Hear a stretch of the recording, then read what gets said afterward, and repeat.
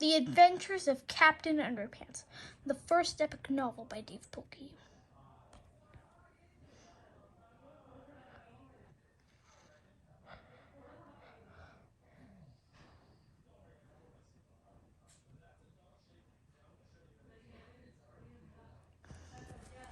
Chapter 1, George and Harold.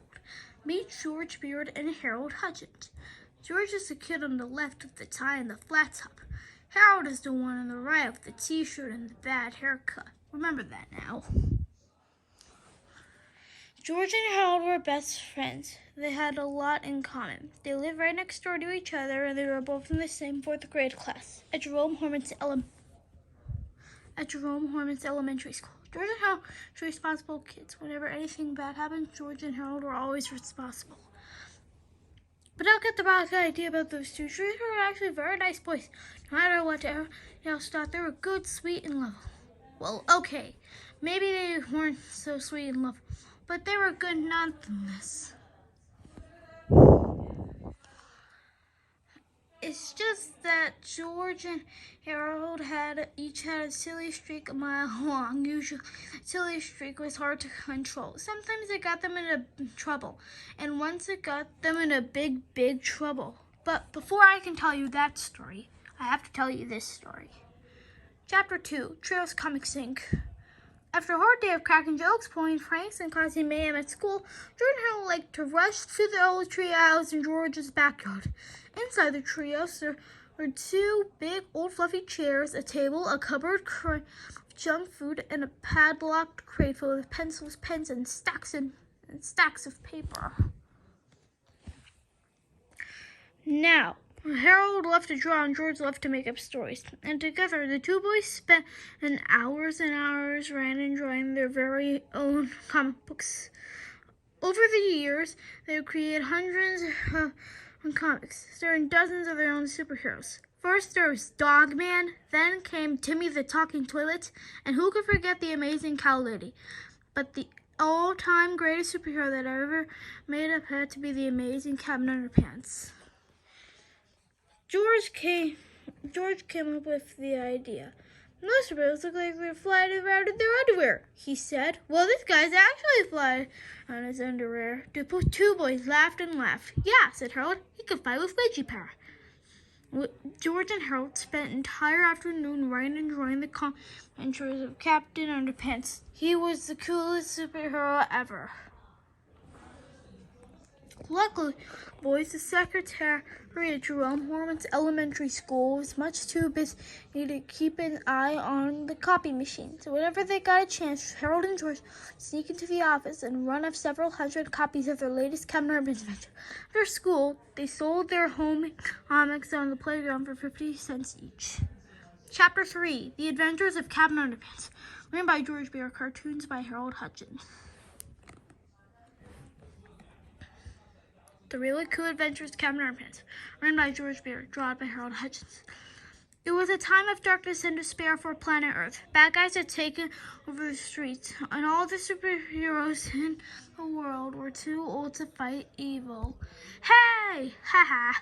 Then along came new improved extra strength superhero. Tra-la-la!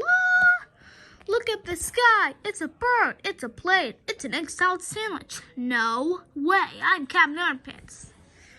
Captain Underpants was faster than a speeding waistband. Zoom! More powerful than boxer shorts.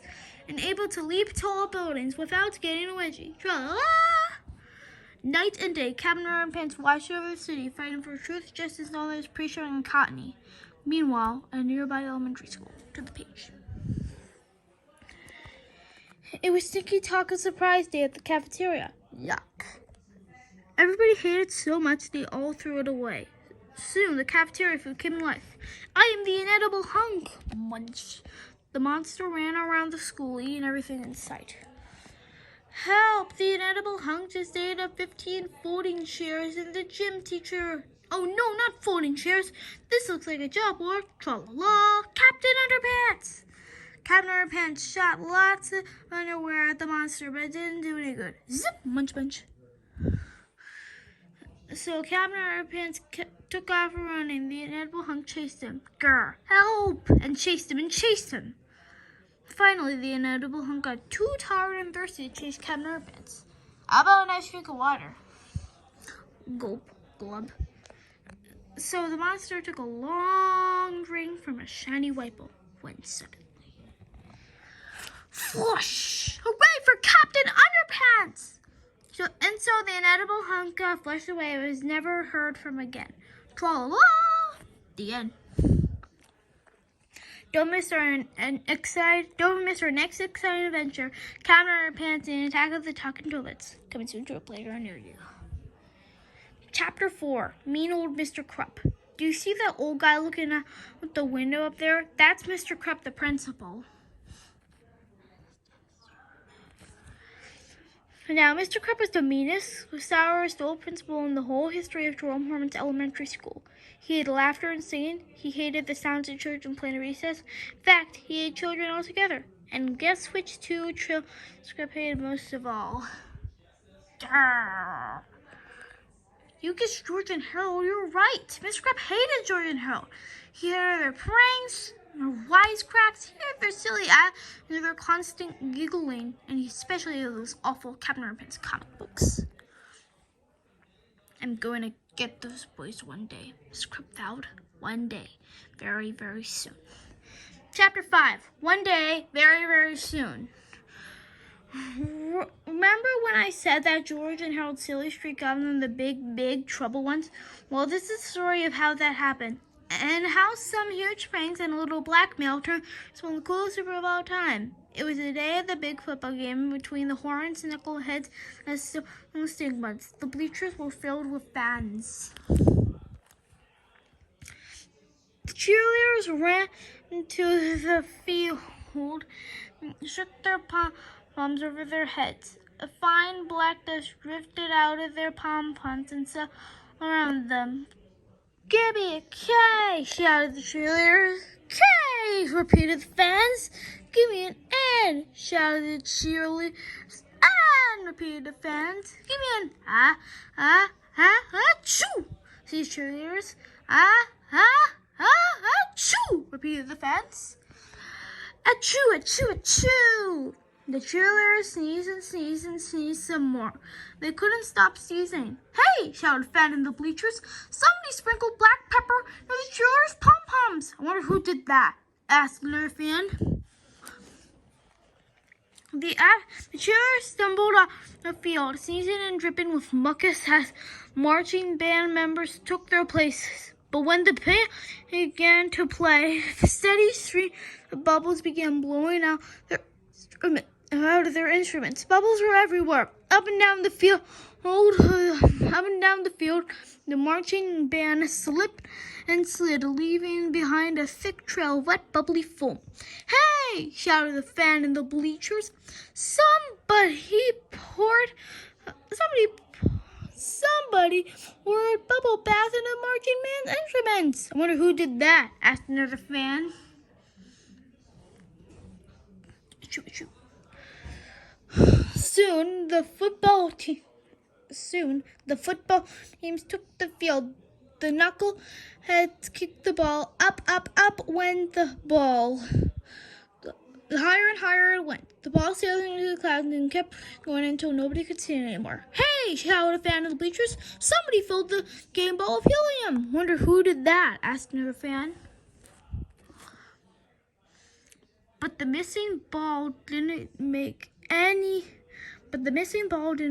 difference because the knuckleheads were rolling around the field, scratching and itching like crazy. "Hey!" shouted the coach. "Somebody replaced your deep-heating muscle revolution with Mr. Prankster's extra scratching itching cream." "We wonder who did that!" shouted the fan in the bleachers. The whole afternoon went on much the same way, with people shouting everything from "Hey! Somebody put sea monkeys in the lemonade!" to "Hey! Somebody pulled the bathroom door shut." For long, most of the fans in the bleachers had gone up and left. The big game had been forfeited, and everyone in the entire school was miserable.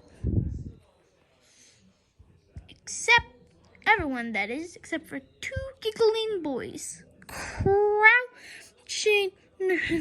crouching shadows beneath the bleachers. Those were our best pranks yet, laughed Harold. Yup, chuckled George. They'll be hard to top, that's for sure. I just hope we don't get busted for this, said Harold. Don't worry, said George. We covered our tracks really well. There's no way we'll get busted. Chapter 6. Busted. The next day at school, an announcement came over the loudspeakers. George Beard and Harold Hutchins, please report to Principal Club's office at once. Uh-oh, said Harold. I don't like the sound of that. Don't worry, said George. They can't prove anything. George and Harold entered Principal's office and sat down in front of his desk.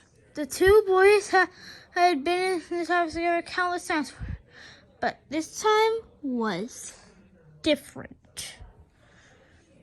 Mr. Krupp was smiling. As long as George had known Mr. Krupp, they had never ever seen him smile. Mr. Krupp knew something. I didn't see you boys at the big game yesterday, said Mr. Krupp. No, said George. Well, we weren't feeling well. Yeah, I stammered nervously. We went home. That's too bad, said Principal Krupp. You boys missed a good game. George and Harold quickly glanced at each other, gulped, and tried hard not to look guilty. Looking for you, I have a videotape thing, Mr. Krupp said. He turned on the television in the corner, pressed the play button on the VCR.